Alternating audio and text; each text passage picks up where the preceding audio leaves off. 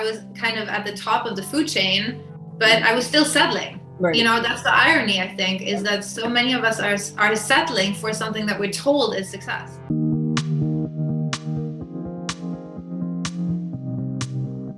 Welcome to Settling's Not an Option. I'm Adam Nibbs and I'm here with my co-host Amanda Stanhope. This show is for anyone out there who feels like they've settled for an unfulfilling life, whether you've settled in a relationship, the work that you do, or how you feel about yourself. We're here to tell you that settling's not an option. If you're liking the show, please follow us on Spotify, Amazon Music, or you can subscribe to our YouTube channel.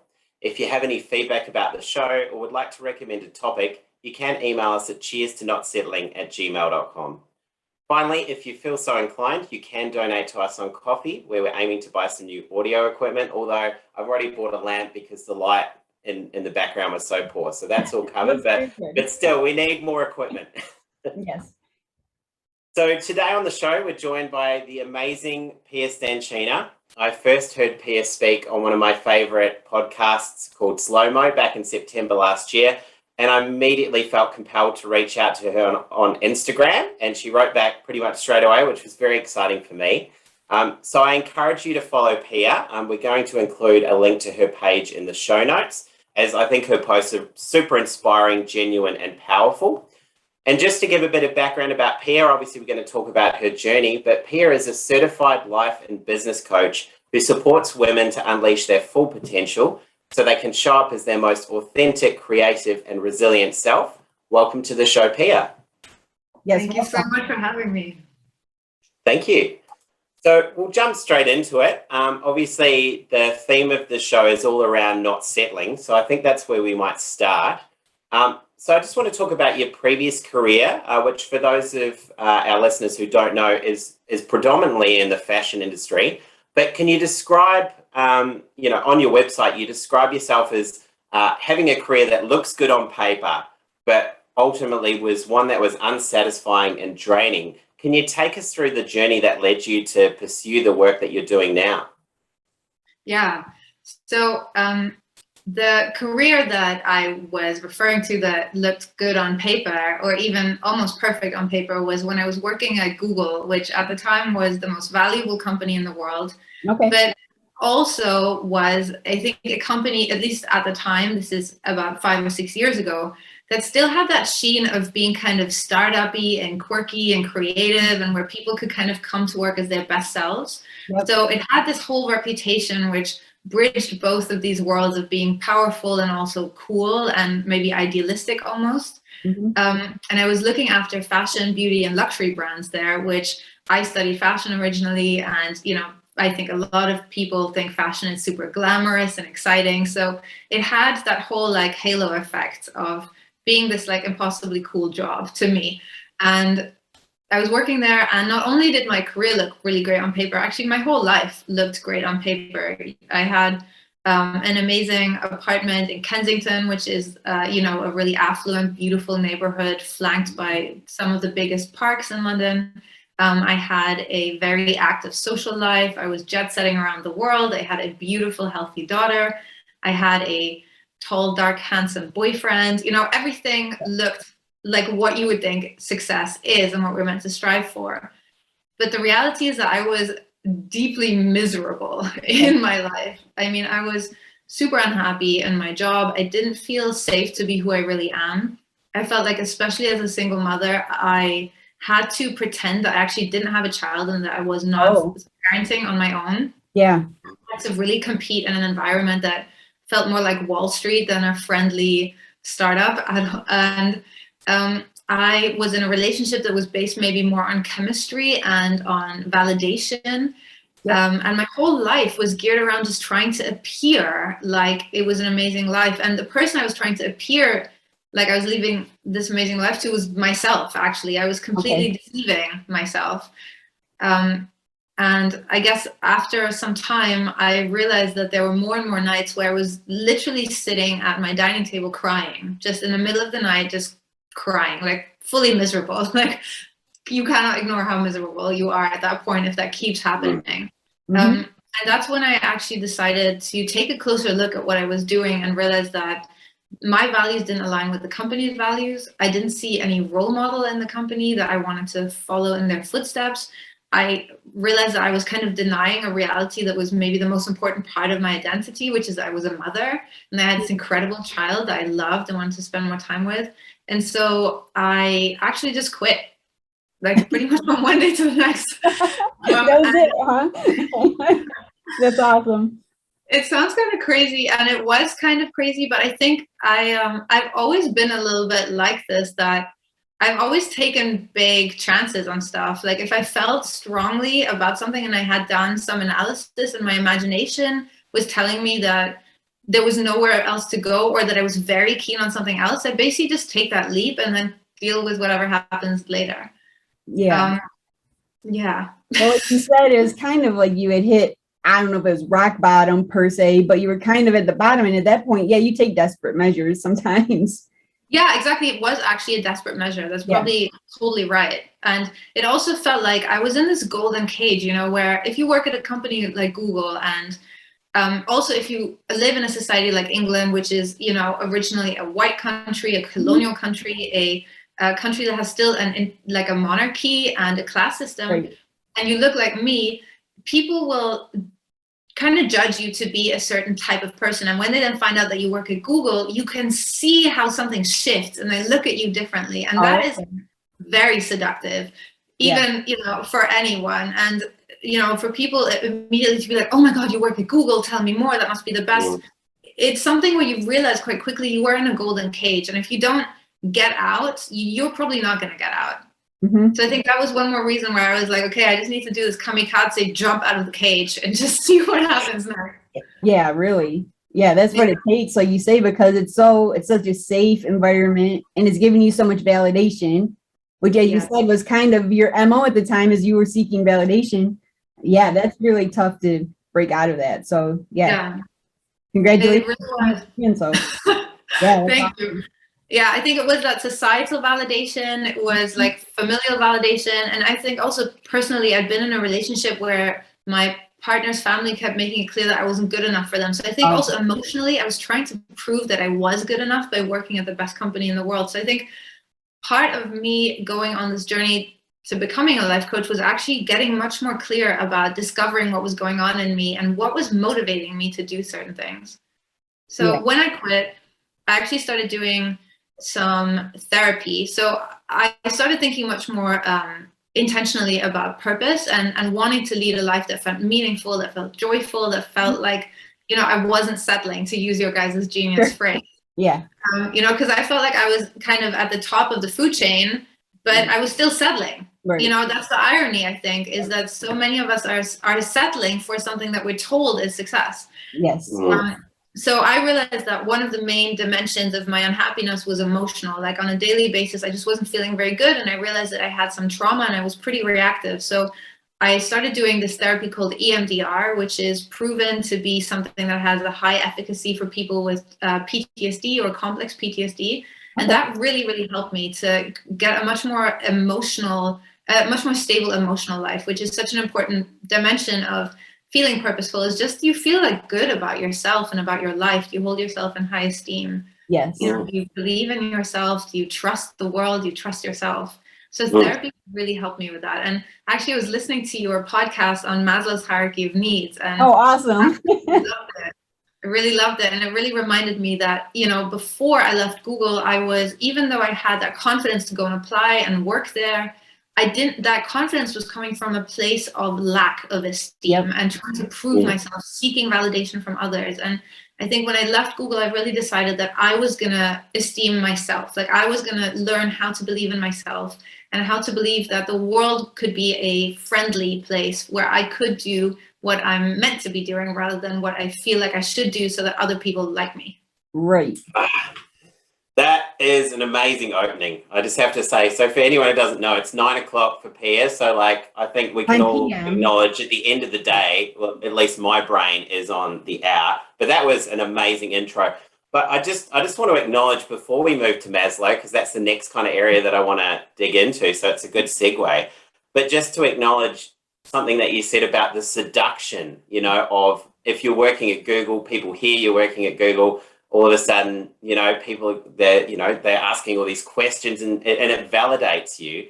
And I think that's the trap for a lot of people, which is why it's so important to hear the stories like you're telling, because all we see really on Instagram and social media is, the seduction factor. And you're like, I just want to feel that validation, even though deep down you're feeling really miserable and unfulfilled. So I just want to say kudos to you, because I think that's just a wonderful story that shatters that perception, because there would be so many people out there right now working in these companies or living these lives that everyone else is envious of, but they are deeply miserable, but they're scared to jump away from that life of seduction with people, applauding them at every turn. So yeah, just want to acknowledge that and say, well done. It's huge.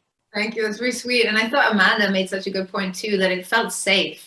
I think that's the other thing. It's that validation, and it's also that sense of, well, this is financially safe, this is safe, this is socially safe. I do think that we have, as you were saying in Maslow's white paper, that there are these prepotent needs, right, that will kind of overpower the other needs. And I think that you guys were articulating this so beautifully, that we live in a society that really is constantly triggering our fears that we're not going to have those basic needs met, and so then we forfeit the meeting of the other needs that are just as important, because we are afraid that the other needs won't be met. That's right. Yeah, well said. Yep. Well, that's just the perfect segue into the next question. I was just thinking, I know Adam's ready to get to the next question now. Yeah, because we love talking about Maslow, and you can see in the background, we've got a mug with Maslow on it. Oh my God, really? I love that. Yes, I'm like the Maslow fangirl, so yes. You are. So I just want to kind of hone in on a statement that was on your website, Pierre, which said, we can't ignore the needs at the top of Maslow's hierarchy. And for those who haven't listened to the Maslow episode yet, it's about self-expression, self-actualization, and fulfillment. So I just wanted to ask, why do you think it's so important for people to pursue those needs at the top of Maslow's hierarchy? Yeah, so I think, I was thinking about Maslow after I watched your guys' episode on it, and how recently I read that Maslow actually never described the hierarchy in the shape of a triangle. Right. So that triangle is actually something that was superimposed on his theory in order to maybe illustrate it more. But I almost have this cynical part of me these days, which is like a borderline conspiracy theorist, where I feel like that could have even been intentional, because if we think back to like the USDA's food pyramid from like the 70s or whenever, they also created a pyramid, and everything at the bottom was basically sugar, and then it was like a red meat and poultry and vegetables, and then fats right at the top. And at the time, I'm going to go on a bit of a tangent here. This is something I've noticed, but just this is interesting. No, it's good, yeah. So basically, the nutritionist who had developed this food pyramid really wanted to educate the American public on what would be beneficial for them to eat and what quantities. And this food pyramid was really, really illustrative and easy to understand. And what they realized at the time is that there were good fats and bad fats, but they felt like the public was not going to be able to grasp this kind of distinction between what are good fats for you and what are bad fats for you, which ones should you have and which ones should you avoid. And so they decided to just say fats are bad for you and put them right at the top of the triangle. And when we think of the triangle, it really also illustrates the proportionality of how much we should be eating of each food group, right? And so when they put the fats right at the top in the little triangle, people really assume like, oh, I should have the least of this, right? And I think that is what has happened with Maslow's hierarchy of needs. Right. As you so beautifully described, Amanda, is, in Maslow's hierarchy, there is a hierarchy, right? So there are some needs that have this prepotency, which means that if those needs aren't met, like if you are hungry, or if you are cold, or if you are, starving cold, whatever it might be, and those basic physical needs aren't being met, even though your need for purpose is equally strong, equally important, equally potent, those other basic needs will trump that and will make it so that you won't be able to think about the fulfillment or the lack of those needs, because you need to get these other needs met first.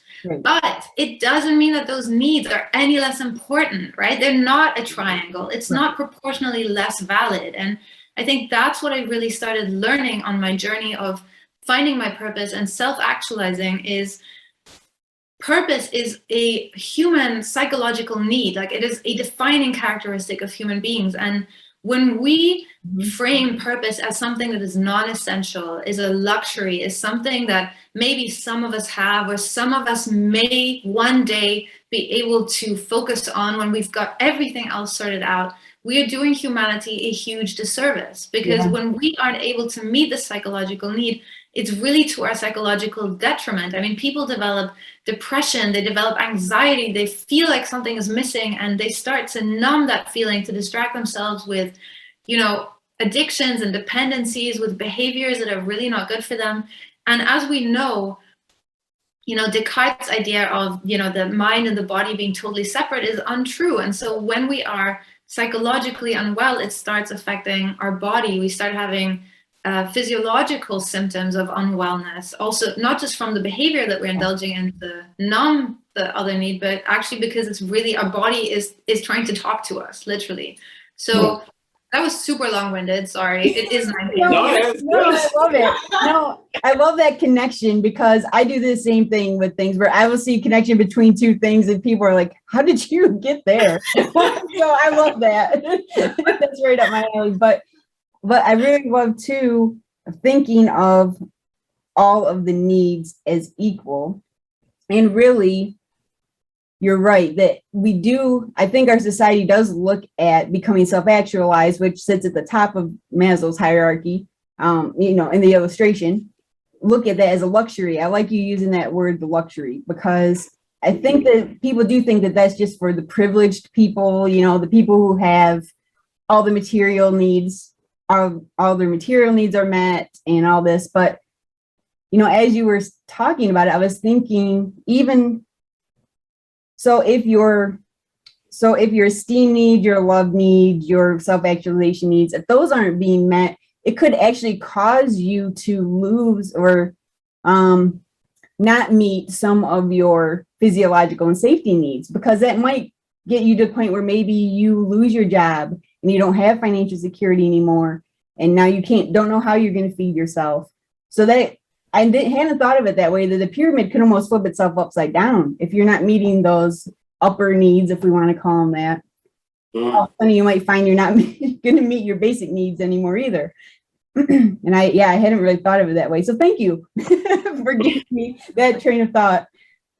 I actually think that's so profound. And as you were saying that, I was thinking specifically of eating disorders or of behaviors where we're trying to create a sense of control in an environment that feels out of control. So for instance, imagine you grow up in a family home and you don't feel secure in your relationships, or potentially your family lives in poverty and you don't feel safe. And that informs your lack of esteem. And then later on in life, you are trying to get control, for instance, and you don't eat enough, or you don't feel worthy of love, or you don't feel worthy of a job, you have imposter syndrome, you feel like you're not good enough. I totally agree with you. I think these things can work upwards and downwards. Yeah, exactly. No, that's awesome. Amanda will be loving that. Anything to do with Maslow and hashing that out. But that's interesting. I'm like, all right, I'm going to stop geeking out now. I'll let I'm with you. In the chair, just super excited. I mean, I think that Maslow was so brilliant. And I find that his, this theory that he developed it's so hard to fault. It feels so all-encompassing to me. And like we're doing right now, you can keep finding new dimensions to it. And it's hard to prove it wrong. Like, I don't see how... I think there's a bunch of lay people at the moment who are trying to say that, they've actually not read it the way that you clearly have, and they haven't understood the element of prepotency, and they think that Maslow is saying that you have to meet this, and then only can you meet that, and, only if you have shelter can you meet social needs, etc. And that's not all what Maslow is saying. I think Maslow had such a nuanced, sensitive understanding of human beings. Yeah, absolutely. And like you said, with the food pyramid thing, it's like, I think it's the same thing where people didn't think that everyone would be able to understand his nuanced approach. So they said, okay, we have to put this in a nice little picture. Right? Yeah. It doesn't really serve it justice. Dumb it down for people, basically. Yes, exactly. Yeah. I think that's an important call to action for anything, though, especially popularized models. I think everyone these days would know about Maslow, but go to the source, which is why I liked, Amanda, ordered, that hard copy of the white paper, and I know you sat there for ages reading through it line by line to really get an understanding of it, but it's just given you that, really detailed understanding, whereas, I've just got that basic pyramid in my head, which is so problematic for people. So I think maybe it is a call to action. I know it's harder, but go back, look at the source material, understand that, because we might be misconstruing what's a beautiful message, like what he originally intended. Mm-hmm. I really, really agree. And again, not to bash Google, but it is maybe my favorite hobby right now. Hey, we all need hobbies, right? I have noticed that, when you compare the search results on Google versus other search engines, you are more and more getting articles that are written in order to rank highly. So they are literally writing articles now in a way that is not only overusing the keywords that they know people are searching for, but they're actually structuring sentences in a way that is in the way that you might search. And it goes beyond being helpful. It literally goes to a point where it's just trying to get as many hits to their website rather than trying to fully present the truth of a matter. And I think we, to Adam's point, we have to be so intentional these days about making sure we are empowering ourselves with source material and actually spending that time, not being lazy and just going to mainstream media, but actually digging and trying to find out what is happening in the world and what is true, because so many things are being dumbed down or being slightly manipulated, or are, we're only getting the clickbait in many ways. Yes. Yeah. That resonates with me a lot. I mean, I've talked to Amanda a fair amount about this, because it is just, I think, because, I've moved into the research space now, so I spend a lot of time reviewing peer-reviewed articles, and just, they're not always written in a really easy to read way. They can sometimes take a long time, but it's like, that's where you find out the core facts. And I think, what better time than now with coronavirus, where so many people are relying on Facebook and things like that to get their information about even vaccines. And I just think, how many people are going to the reputable sources where you're going to get the actual scientific facts? Yeah. So it is it's great that we have access to this knowledge, that Maslow's hierarchy and other things are out there for everyone, but we've just got to be aware that what we might be reading, as you said, is for clickbait purposes, not for giving us a detailed understanding of these things. So that's a really good point, I think. Yeah. So we might just shift tact a little bit now, just to purpose. So we'll obviously put this in the show notes, but Pierre's currently running a course on purpose with her friend at the moment. So we'll definitely put that in the comments. But I just wanted to ask, and I think we've kind of hashed over it a little bit already, but why do you think it's so important for people to have purpose in their life? Yeah, so I mean, as we all agree with Maslow, it's really, really important to self-actualize. And I think, we all have this basic understanding that, it's even in the American Constitution, we all have this understanding that everyone wants to be happy, everyone deserves the right to pursue happiness. I think that's kind of part of just our understanding of the world. And I think when you think about what are the dimensions that make up happiness, one is what I referenced at the beginning, which is just your kind of your affective state. So your like hedonic, your emotional state, like how do you feel day to day? And that is something that, again, if you have trauma, and we all have some kind of trauma, but if you have severe trauma that's more out of your control and you have to do heavy work to heal yourself. But for most of us, actually, we could be more intentional about how are we feeling every day? What kind of activities and thoughts are we choosing that will influence our day-to-day experience of our lives? So, I think that is a really important aspect of happiness. And then a second one is more that cognitive aspect of happiness. And, for instance, when I was working at Google, I was trying to be successful. I was trying to contribute. I was trying to learn, but I wasn't really digging deep enough. I wasn't evaluating enough. Did this lifestyle actually align with my deep core values? What were my goals? What was I actually trying to get out of it? It was quite like subconsciously motivated. It was really coming out of that place of fear that I wasn't enough and that maybe I wouldn't be safe, that I wouldn't be loved. Whatever fear was going on there, that was what was driving it. Whereas when I started thinking about happiness more, I started realizing that actually, if I wanted to be happy, I clearly was not being successful by doing the things that I thought would give me the stamp of happiness by other people. I was pretty much doing all the things that should be making me happy if it was possible to be made happy by other people, and I Right. was deeply miserable. Right. So I was like, well, okay, this if this was a hypothesis, this has been proven fake, false, negative. It's not working. Right. So I had to be take a step forward and make a new hypothesis and come up with a new idea of what I was going to do and try and figure out what was going to make me happy. And then I think there's this like other aspect, which is like what Maslow talks about, like self-actualization, purpose, like fulfilling our highest potential, that eudaimonic aspect of happiness. And Maddie, so my friend Madeline Shaw, and she actually used to live in Australia, Adam. So she loves it. She talks about Australia all the time, how much she loves it. But we were talking about purpose and happiness and these kind of different aspects of purpose, and how some of us are aware of some but not others, and how our society is kind of always telling us to achieve and to push ourselves. And it's very much around success and safety, that we're always thinking about those aspects. But there's so many things that we could be doing to feel more happy and to change the world for the better if we were more conscious and if we had the methods of how to do it. And so we basically started sitting down pretty regularly and just saying, what are the pillars that make people happy? And the reason we felt like now is the right time to do this is because with the global lockdown restrictions that all the different governments have put into place, so many of us were kind of, oh God, sorry. Oh, that's okay. The government's calling. Stop talking about us. No.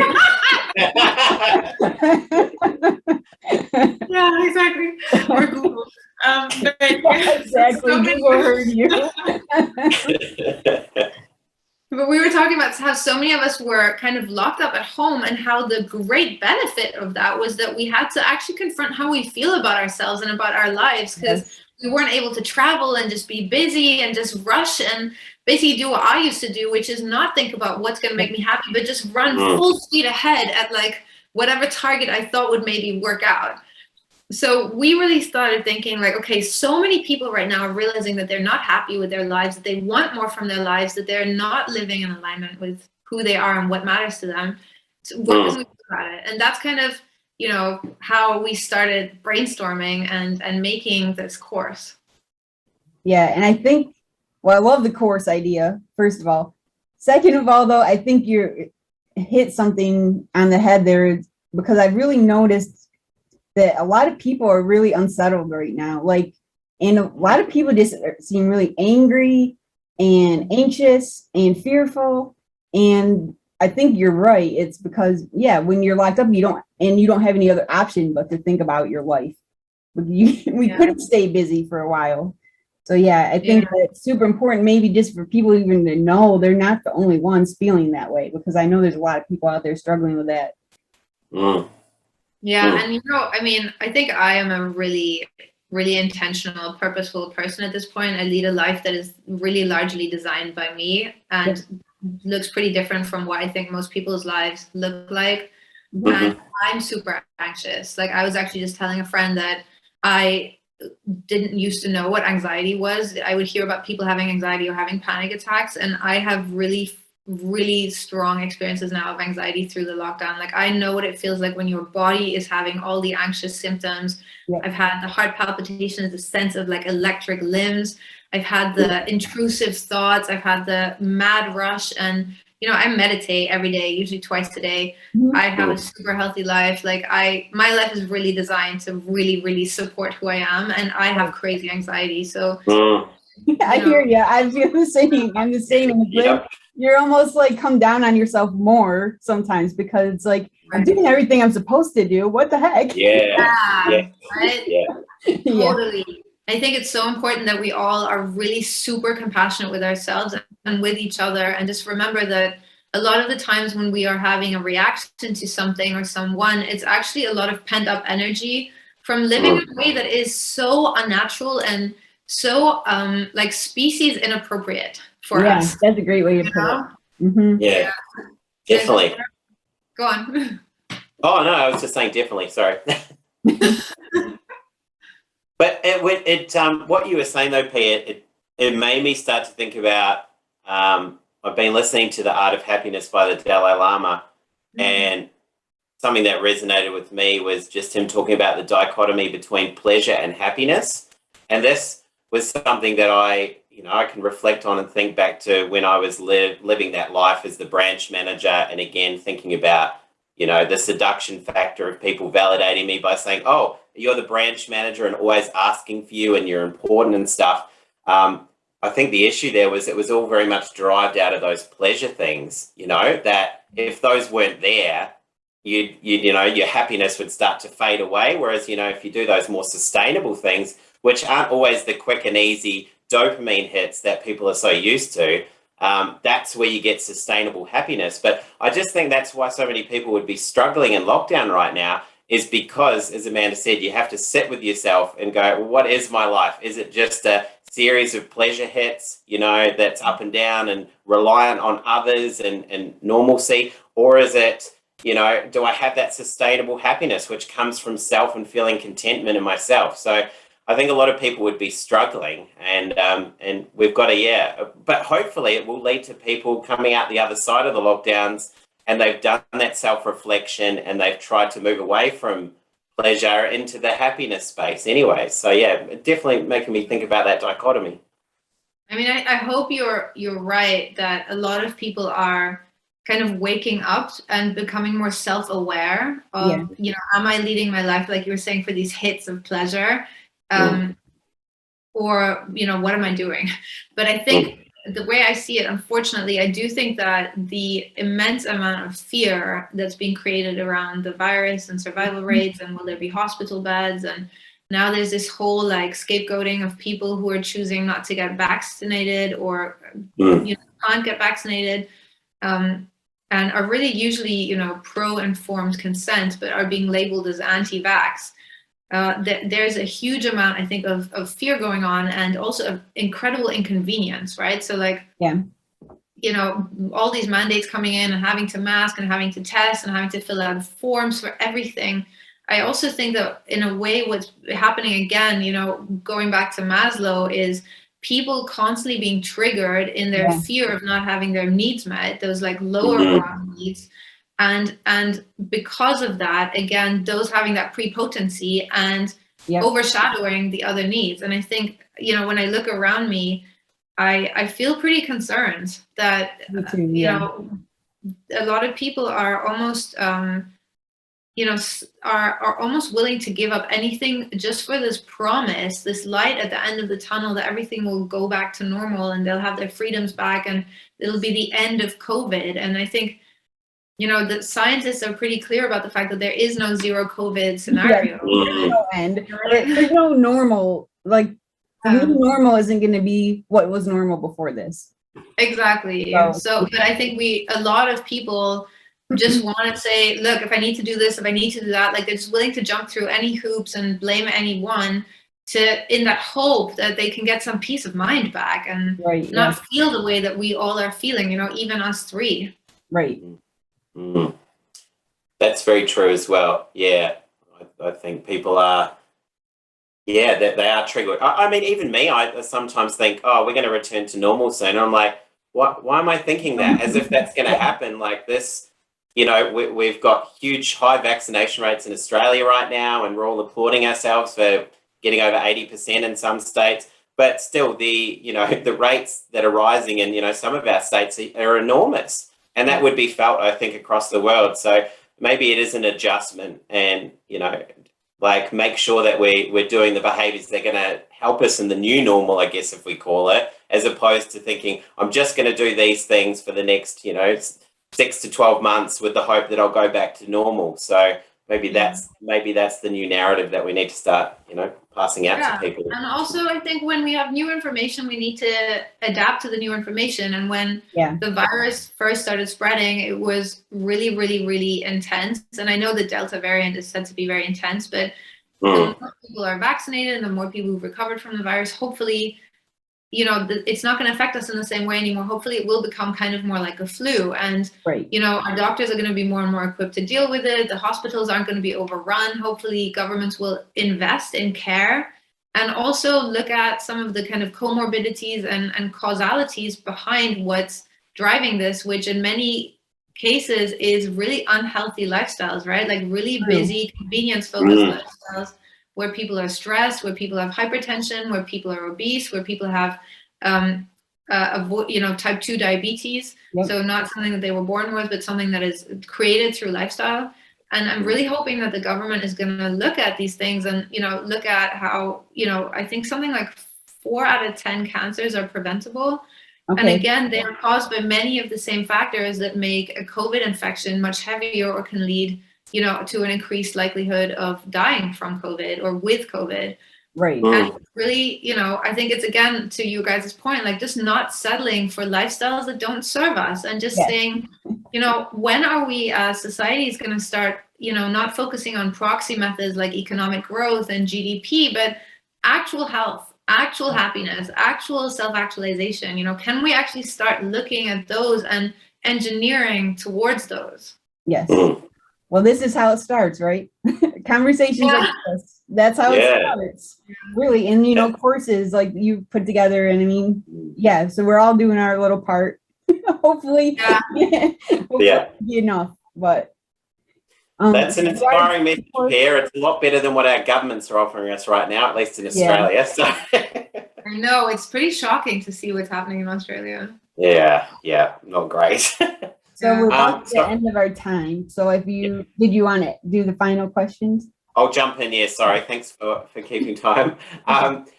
So I just want to refer to an Instagram post that I saw, Pierre, which was a beautiful post of you and your daughter. And you had this lovely caption just saying how your daughter was your greatest teacher. And I resonate with this a lot. I think my daughter Rose, even though she's 5, I think she's a lot more wise and insightful than I am. So I always make sure to take that time to listen to things that she's saying because I learn a lot out of them. But can you just tell us quickly some of the key life lessons that you've learned from your daughter? That's such a beautiful question.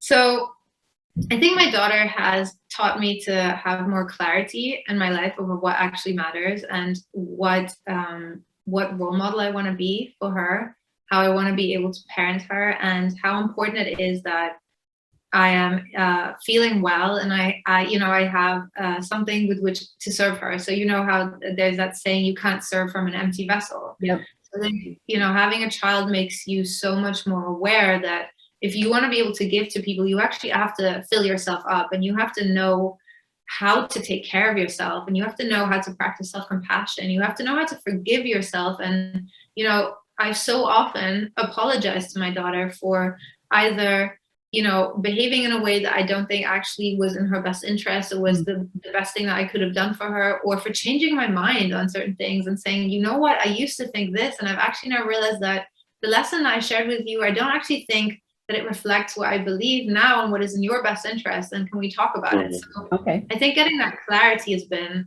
incredible, like just constantly being forced to self-inquire and try to show up as a better person. That's been massive. I think my daughter has taught me how to be courageous. She is incredibly courageous and incredibly kind. She is so willing to be vulnerable, whether it is saying that she needs a hug and she needs support, to just put herself out there and be willing to be rejected when she's already feeling vulnerable and to know how to ask for what she needs. Yeah, that's is incredible. That I think is insanely amazing. And recently we were at a museum and she saw someone that she follows on TikTok and she got very, very excited because she had seen someone she follows on TikTok in real life. And she really wanted to go up to this girl and just tell her how much her content means to her and how much she inspires her. But she was so nervous. I mean, she was shaking. Oh, of course. Yeah. She was holding my hand and just, she was so torn between this desire to connect with another person and to share gratitude and get to know them better, and this fear of being, again, rejected, of that person being on a pedestal and maybe not wanting to talk to her or maybe being intrusive. And we talked about what was more important to her. Was it more important to her to stay safe and avoid rejection, but maybe face regret later on and maybe have missed an opportunity to connect?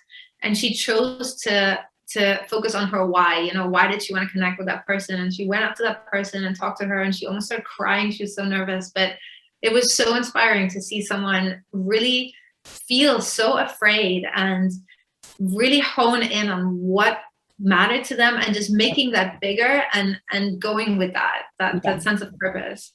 That was amazing. Inspiring.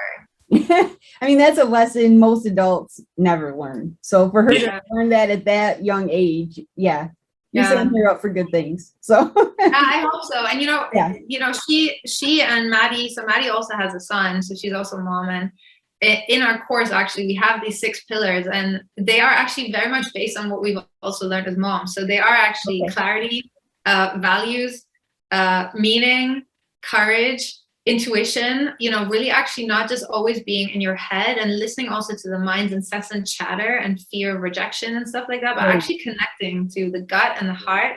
And then also motivation and resilience. Again, another thing that I have learned so much from being a mother is just learning how to keep picking yourself up and learning how to take care of yourself so that you can show up in a really strong way. So, I mean, this course wouldn't even exist if our children hadn't taught us so much.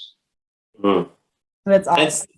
That is beautiful. Yeah. And I just think, I was saying to our last guest, we haven't published this episode yet, but he was talking about, because he works a lot with children and the importance of the conversations we have with them. But it just makes me think of how important it is to be present when you're talking to your children. So, with your daughter in the museum, what an interesting dichotomy. Again, relates back to Maslow, I feel, where it's the interplay of those two. Are you prepared to be rejected here? What will that mean for your development? And I just think the busy world we are in, it's so easy to let those opportunities slip through the cracks, and I see that even, with my daughter in things, she'll come home from school and she'll talk about how her day was and her vulnerabilities and things.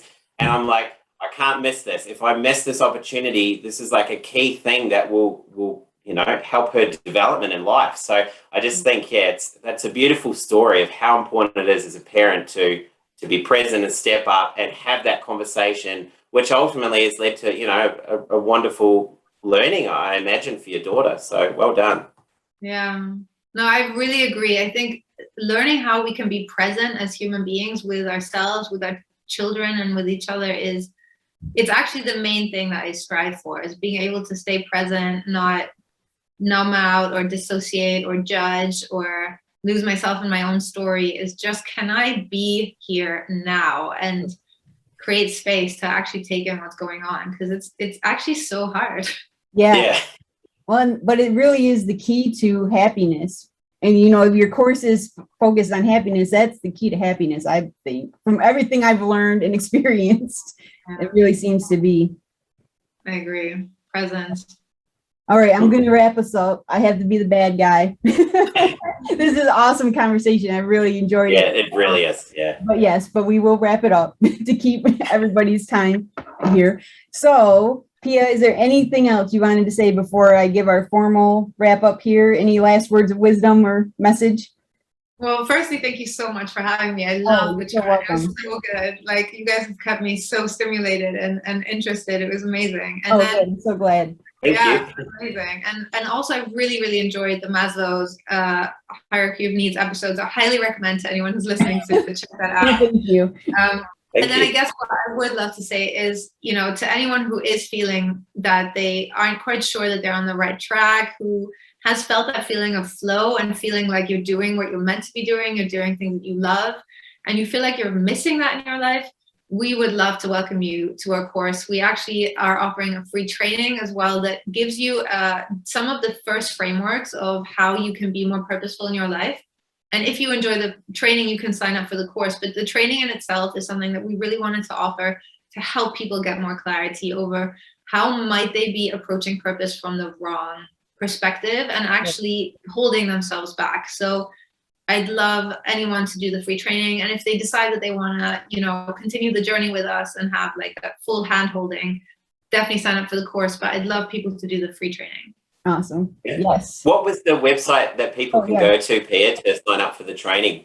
Yeah, so they can. So it's a bit of a long URL, but if they go to my website, which is stanchina.com, or to my Instagram, or to Madeline Shaw's Instagram, we have the links all over our bios and on our websites, so they'll be able to find it through that. Yeah, and maybe you guys put it in the show notes. Description. So yeah. That'd be awesome. Thank you. All Definitely. right. Too easy. I will give our formal wrap up here. So if you made it this far, Yep. you're watching. We appreciate it. And we definitely appreciate Pierre being here with us. And it was such a fun conversation. And again, recognize that it's 9 o'clock at night, her time. So there's some commitment here. So we appreciate that. So you can find us on YouTube, Spotify, Amazon Music. You can like our stuff, comment, follow us, all the stuff that helps us with the algorithms. We'd really appreciate that.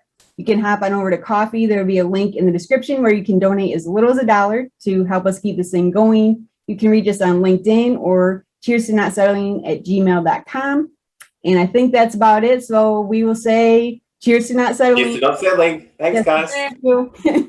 Bye.